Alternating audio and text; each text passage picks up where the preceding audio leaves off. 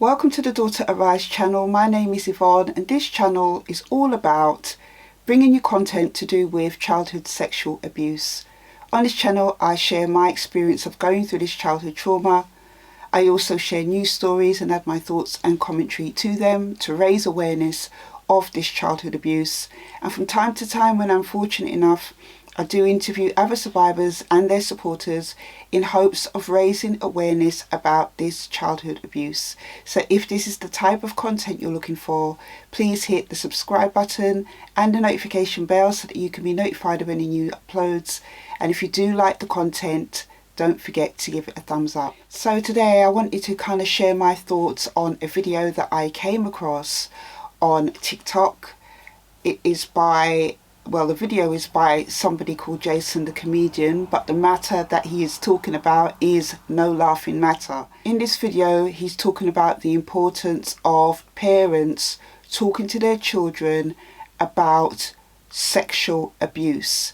And I'm just going to play the video here and then come back and just kind of share with you some points that I picked out from this video. I'm one step closer to getting the software that I need to be able to do live reactions to videos. So hopefully that will be coming soon. But for today, I'm just going to play the video and then come back with my thoughts and commentary. A whole heap of pitney in Jamaica get molested, right? And then not talk. They not tell them mother and they not tell them father. Then get molested by friends and family, right? Even them one uncle, then big brother, cousin, right? And the list continues, right?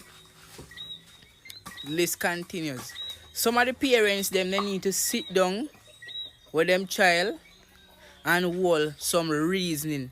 Ask them, everything, right? What they put your mind, right? Make them go in a safe mode so they can talk and tell you anything. As parents, you have to sit down and reason with your pitney and try to know what's going on in them head, right? And all of them are going to tell you still, but you have to still go down, sit down and try to talk to them, reason with them and see what's what. Because sometimes, even your own uncle, your own cousin, brother, you see, are trouble. Your pitney, right? Your pitney must tell you, right? And sometimes too, then they overseas. Then you see them send things, come give your pitney. And when you look at some nice, good, expensive thing, but true, yeah, say, no, sir, I'm my uncle, I'm my brother, right?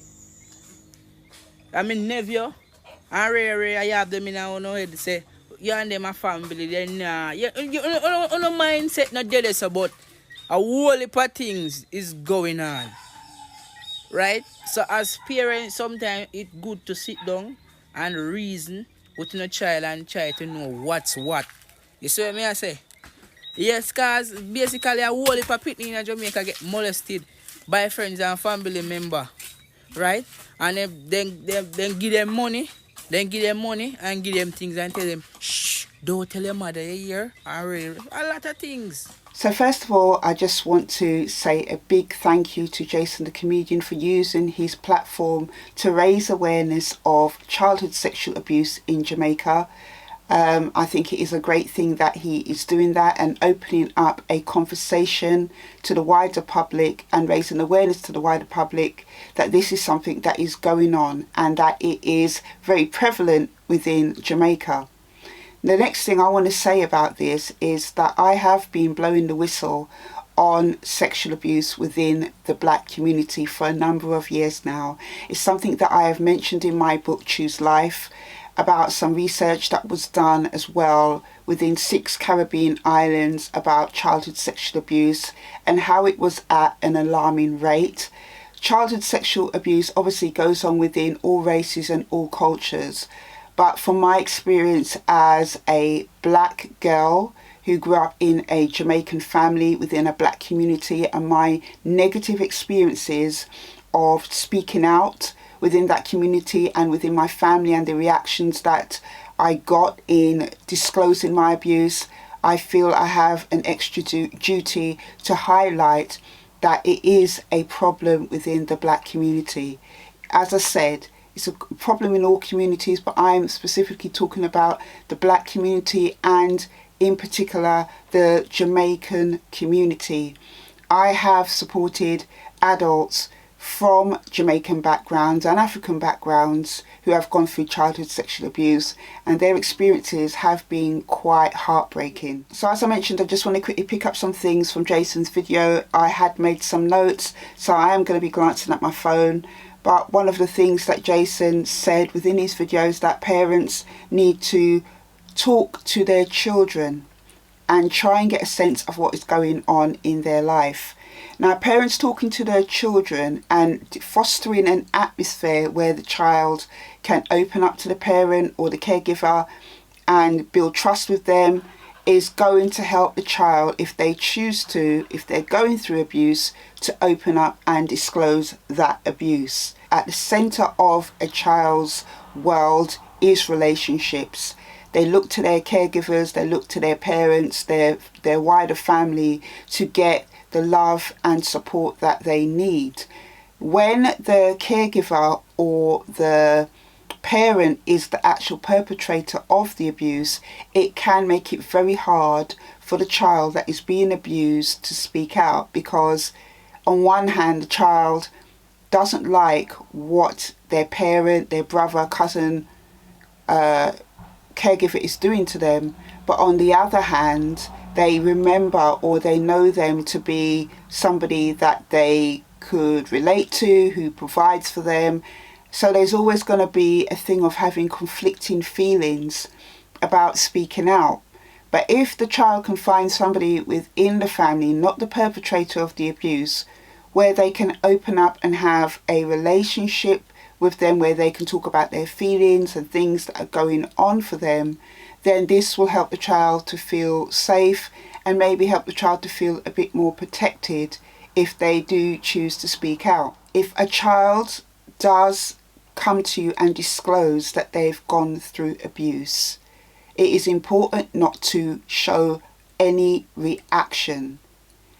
It's important to support, it's important to reassure, but to shout, to get angry, to, cuss is not going to help the child in that situation. As a matter of fact, if the child sees your reaction and senses that, you're very angry about it, it might cause the child to recant and say, well, I didn't mean it, I never said it, and actually puts the child in a worse position, because if a child does disclose and then takes it back, that child is more likely then to be called a liar.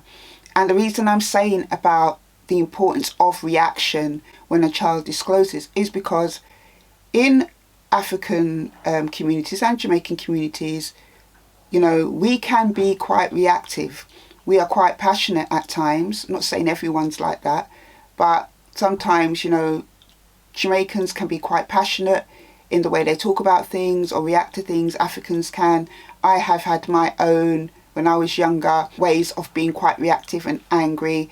It's just something that is not really, thought about. It's just something that, at one time or another, we've all done, just to react and not think about how that reaction or the passion or, the anger is going to be received. And I'm not saying it to offend, as I've mentioned. I'm saying it because it is really important to note that it is the child who is disclosing something really sensitive that is going to be hypersensitive to people's reactions to what they tell them.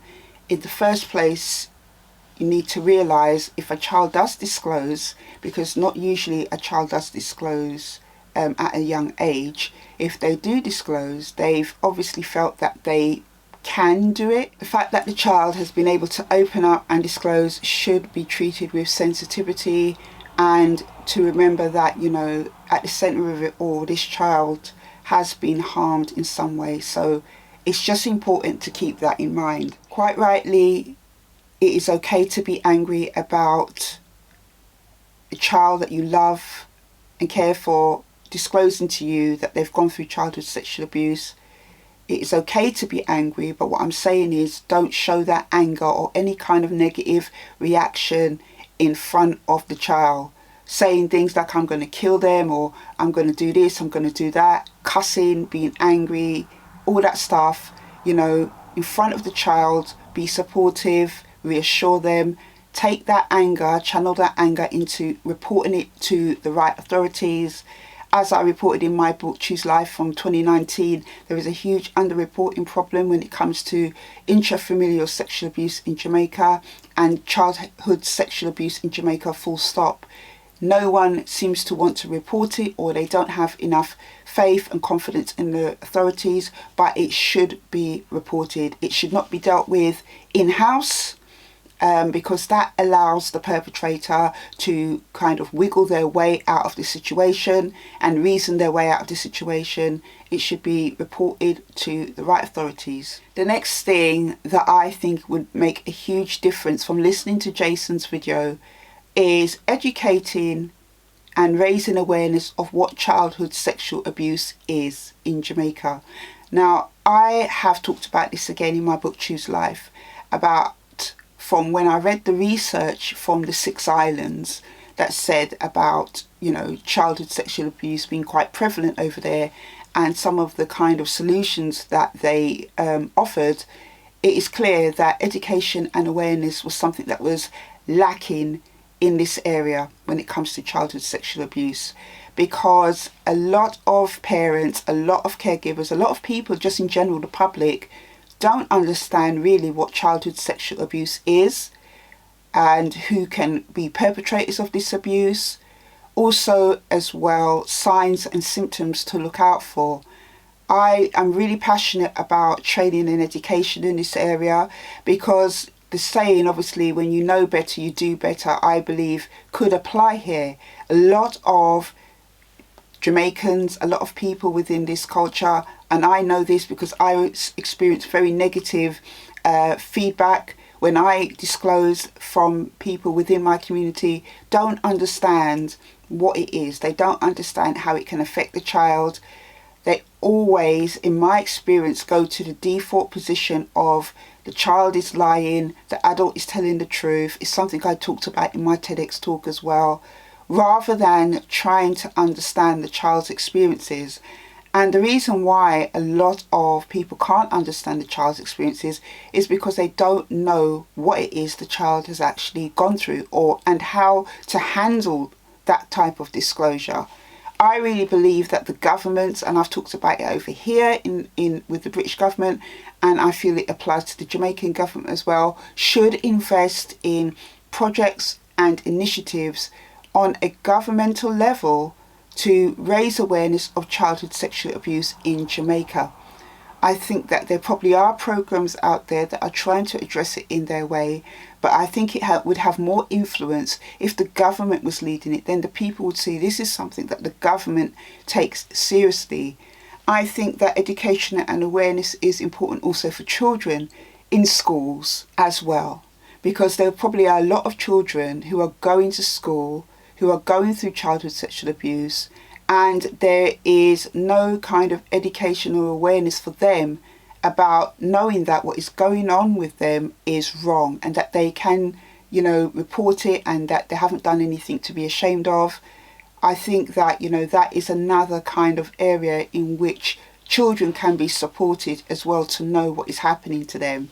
It's something I'm totally passionate about, and I would love to be able to go to somewhere like Jamaica, or anywhere really, where this type of support and help is wanted, and I think that they should tap into people who maybe have organizations or initiatives or projects going in Jamaica to lead these type of awareness projects. Now, grooming is nothing new, but obviously the way that grooming has kind of been defined over the years has made it more easier for people to understand about the process of grooming children. Now, I have supported survivors of childhood sexual abuse, older Jamaican women, many years ago through my organisation Daughter Arise, that said that they felt that they couldn't speak out because of the gifts that their abuser was giving the family. And you know, Jason picked up in this video something similar about the perpetrator who's abusing the child, giving the child gifts, sending gifts from abroad for the child, like expensive trainers, or you know, something the child likes that is very expensive. And in doing that, you know, the person is trying to, the abuser is trying to secure that child's silence, reward them for not telling anybody what that person is doing to them. It can seem on the outside, if within the family they're unaware of what the signs of abuse are and unaware of grooming, that the person who's sending the gift is just being nice and it's a thoughtful gesture. But deep down, that abuser, that perpetrator, is grooming the child's silence. And not only that, if the perpetrator can try to do that through the family as well, as I mentioned with these older Jamaican ladies, 3 or 4 of them that I supported, they didn't know each other, but they all had a similar kind of story about when they were younger in Jamaica, about the person abusing them paying for education, paying for clothing for the family, providing food for the family. If they can groom the family through doing these things, they will do it. These people that I am telling you about, these survivors, are older ladies in their 60s and 70s and beyond. So this goes to show that grooming is not a new thing. But that is another way in which the perpetrator of the abuse will try and groom the family, which makes it very difficult for the child to speak out, because they see that this person who's abusing them is providing food, is providing educational materials for them, is keeping a roof over the family's head, and they see the family being, you know, openly grateful and thankful and saying how this person has really helped them. It makes the child feel like they can't say anything, because, you know, how can they say something when the abuser, even though they're harming them with their behaviour, is providing for their family? It is a common scenario within Jamaican families, especially those where they're not able to kind of provide fully for themselves, or are, you know, dependent upon extra help. And it just makes the situation very, very difficult for the child. That is why I say it's so important for education and awareness around grooming, around childhood sexual abuse signs. You know, I think it is important that these things is offered free to the public. The government should pay for it. It is at really high levels in Jamaica and it's not being addressed. It's not really taken as seriously. It's a huge problem. But I just wanted to share this video with you today, and I am going to be doing another video on particularly childhood sexual abuse in Jamaica, because I've seen quite a few things come up on my timeline on TikTok about this type of stuff. But I will obviously update you when those videos are uploaded. So that is it for this video. Until the next one, take care.